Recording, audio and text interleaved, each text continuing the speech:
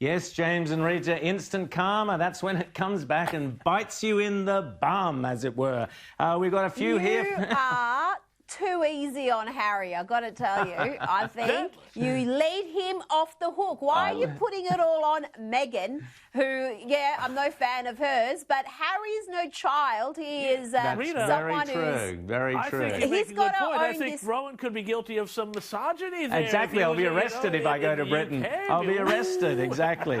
Now, instant karma, this is when things come and bite you back. This story is just too good. James, introduce it to us.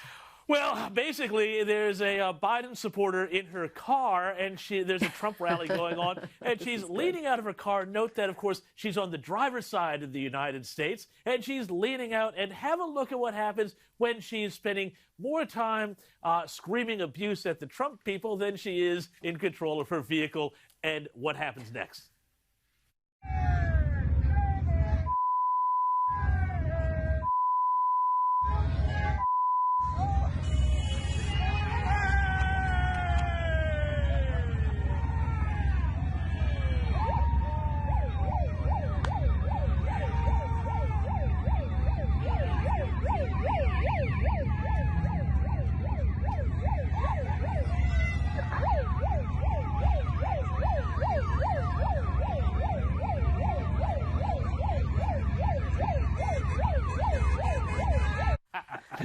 And officer, I was just exercising my First Amendment rights to rear-end somebody while screaming about Joe Biden. Fantastic. Now, James, you also mentioned earlier on Qantas and Rugby, bit of karma there. Not quite so instant, but certainly karma. Tell us about it.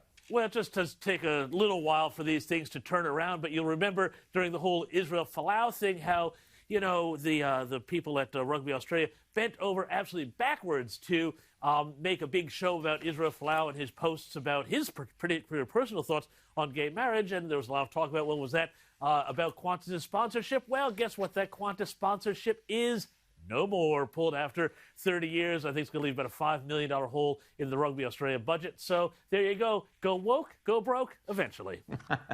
Now, Rita, what about Alyssa Milano, another one in the States, another Trump hater who seems to have got her own instant karma?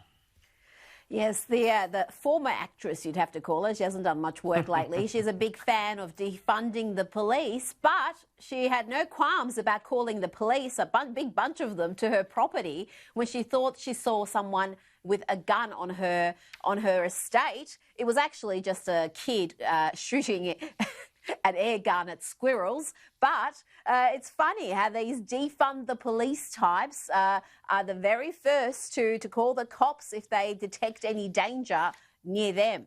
It's extraordinary. The hypocrisy is always staggering.